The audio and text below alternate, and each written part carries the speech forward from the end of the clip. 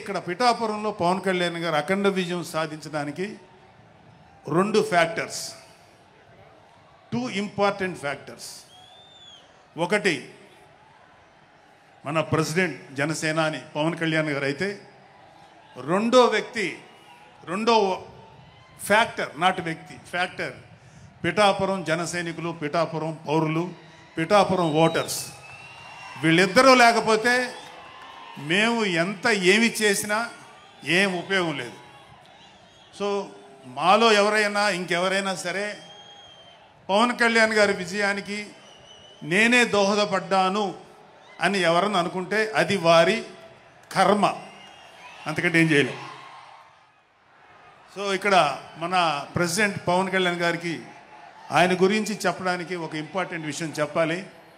అది ఏంటంటే, మొన్న ఈ మధ్యన మా అమ్మగారితో మాట్లాడుతున్నప్పుడు మా కళ్యాణ్ బాబు గురించి ఒక మాట వచ్చింది. యాక్చువల్గా ఇక్కడ నేను ఒక అన్నగా మాట్లాడకూడదు, కానీ నేను ఒక పార్టీ జనరల్ సెక్రటరీగా మాట్లాడాల్సి వచ్చినా కూడా ఒక అన్నగా ఈ ఒక్క విషయం నేను చొరవ తీసుకుని మాట్లాడాలి.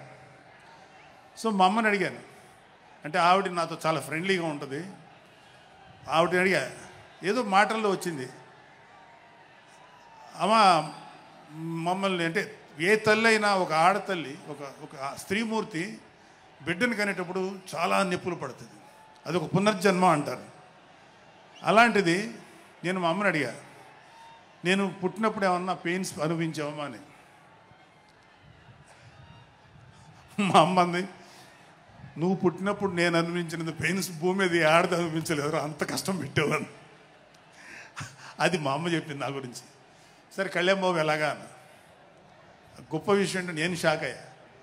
వాడు పుట్టినప్పుడు నాకు పెయిన్ అనేది కొంచెం కూడా తెలియలేదురా, అలాగా నాకు పెయిన్ లేకుండా, పెయిన్ ఇవ్వకుండా పుట్టాడు. ఈ విషయం నేను కొంచెం షాక్ అయ్యా.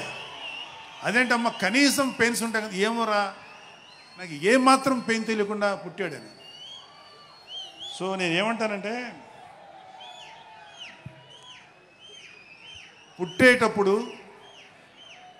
కన్న తల్లికి కూడా ఏమాత్రం నొప్పి బాధ ఇవ్వకుండా పుట్టిన పవన్ కళ్యాణ్ లాంటోడు, అలాంటి నాయకుడు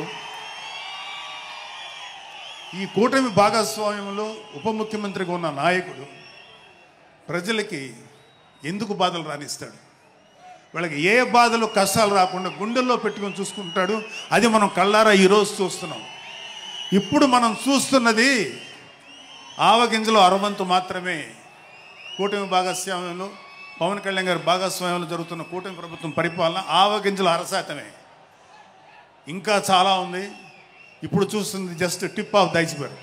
అద్భుతమైన పరిపాలన మనకు రాబోతుంది. రాబోయే 20 ఏళ్లలో ఆంధ్రప్రదేశ్ ఒక స్వర్ణయుగం చూడబోతుంది. ఎందుకంటే ఎప్పుడో స్వాతంత్రం రోజుల్లో కొంతమంది మహానుభావులు పుట్టారు. అలాంటి వ్యక్తి ఈరోజు పుట్టడం, ఈరోజు మన ముందు ఉండటం మన అదృష్టం. అలాంటి వ్యక్తి దగ్గర పని చేయడానికి ఇగో ఈ స్టేజ్ మీద ఉన్న ప్రతి ఒక్కళ్ళం గర్వంగా ఫీల్ అవుతున్నాం. మాకు పదవులు వచ్చినా రాకపోయినా ఆయనకు సేవ చేస్తాం. నేనేమంటానంటే, మీరందరూ తెలుసుకోవాల్సింది, మీరు పవన్ కళ్యాణ్ అంత గొప్పవాడు కండి, తప్పులేదు. రాకపోతే, అంతగా అవ్వలేకపోతే ఒక గొప్పవాడికి అనుచరుడిగా మారండి, ఏదైనా మంచిదే. నేను ఆ పని చేశాను. రెండో పని, కొత్తగా వచ్చిన నాగబాబు గారు, ఆ నాగబాబు గారు వర్మ గురించి ఇండైరెక్ట్గా కొద్దిగా అగ్లీగా మాట్లాడాడు.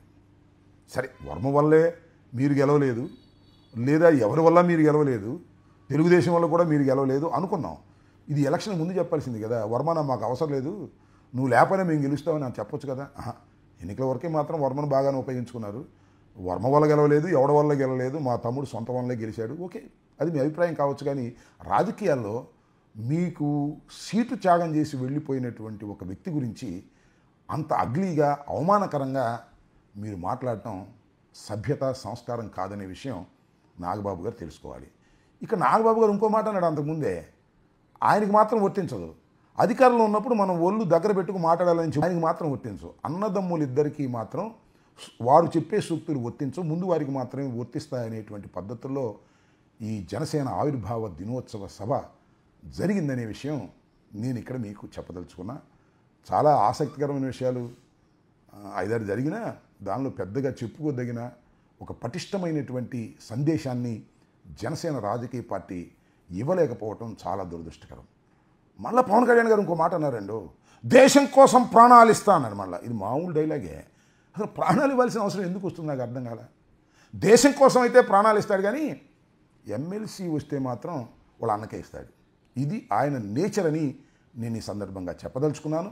మొత్తం మీద టోటల్గా పిఠాపురంలో జరిగినటువంటి జనసేన ఆవిర్భావ సభ ఆయన ఇండైరెక్ట్గా సౌత్ మొత్తానికి నేను లీడర్ని, భారతీయ జనతా పార్టీకి కాపు కాయటం కోసం సౌత్ మొత్తాన్ని కాపాడాలనేటువంటి ప్రయత్నంలో నేను నిమగ్నమై ఉన్నాను అని సౌత్ మొత్తానికి కూడా ఒక రిప్రజెంటేటివ్ లాగా మాట్లాడేటటువంటి ప్రయత్నం చేశాడు. ఇది చాలా హాస్యాస్పదమైనటువంటి అంశం. ఒక సినిమా యాక్టర్ కాబట్టి మెడ్రాస్ వెళ్ళినా నీ చుట్టూ వస్తారు, కర్ణాటక వెళ్ళినా లేదు మహారాష్ట్ర వెళ్ళినా నీ చుట్టూ చేరతారు, సినిమాలో చూసి ఉంటారు కాబట్టి మీతో ఫోటో దిగుతామండి వస్తామండి. ఇదంతా నిజం అనుకుంటే పొరపాటు. మీకు ఆ శక్తి ఉందని అనుకోమాకండి. మీకు రాష్ట్రంలోనే ఆ శక్తి లేదనే విషయం చాలాసార్లు రుజువైంది. కేవలం తెలుగుదేశం పార్టీతోనూ భారతీయ జనతా పార్టీతోనూ కలిస్తేనే మీకు 21 సీట్లు వచ్చాయని. మీరు సింగిల్గా నిలబడితే ఇక్కడ 21 సీట్లలో కాదు కదా, ఒక్క సీటు కూడా రాదు. సింగిల్గా నిలబడ్డప్పుడు చూశారు కదా మీరు, కేవలం 1 సీటే వచ్చింది, అది కూడా ఆయన వ్యక్తిగతంగా గెలిచాడని నేను భావించాను ఆ రోజుల్లో. మీరైతే 2 చోట్ల నిలబడి ఓడిపోయారు. That is your stand. ఒరిజినల్గా మీకున్న కెపాసిటీ ఇవందరూ కలవటంతో ఒక పెద్ద వాపు లాంటి బలం వచ్చింది. ఆ వాపు లాంటి బలాన్ని మీరు నిజంగానే బలం అనుకుని భ్రమించి విర్రవీగితే గుణపాఠం తప్పనిసరిగా చెప్తారనే విషయాన్ని, ప్రజలు చెప్తారనే విషయాన్ని మరొకసారి మీకు గుర్తు చేస్తూ, టోటల్గా పిఠాపురంలో జరిగినటువంటి ఏ రకమైన హామీని భవిష్యత్తుని జనసేన కార్యకర్తలకు ఇచ్చేటటువంటి సందేశం లేనటువంటి సభ. అదే జగన్మోహన్ రెడ్డి గారు అధికారంలో ఉంటే 4 కేకలు అరుపులు వేసి ఏదో గందరగోళం చేసే అవకాశం ఉంది. ఇవాళ మీరు బాధ్యతలో ఉన్నారు, బాధ్యతారాహిత్యంగా మాట్లాడారనేది నా అభిప్రాయం. సరే, జనసేన కార్యకర్తలకి పవన్ కళ్యాణ్ గారికి ఇన్మిచ్యూర్నెస్ ఉందని, అపరిపక్వంగా మాట్లాడారని అంటే మీకు కోపం రావచ్చేమో, కానీ కొద్దిగా ఆలోచించండి. చాలామంది జన సైనికులు, కాపు సోదరులు, వారికి ఒక కోరిక ఉంది. ఆ కోరిక ఏంటంటే ఈ రాష్ట్రంలో కాపులు ముఖ్యమంత్రి కావాలని. ఆ కోరిక ఏదో పవన్ కళ్యాణ్ తీరుస్తాడని ఆశపడుతున్నారు. ఆ కోరిక తీర్చడానికి పవన్ కళ్యాణ్కి శక్తి లేదనే విషయం మీరు కొద్దిగా గమనిస్తూ పోండి. తర్వాత కథ చివరిలో మీకే పూర్తిగా అర్థమవుతుందని కూడా ఈ సందర్భంగా నేను తెలియపరుస్తూ మీ దగ్గర సెలవు తీసుకుంటున్నాను.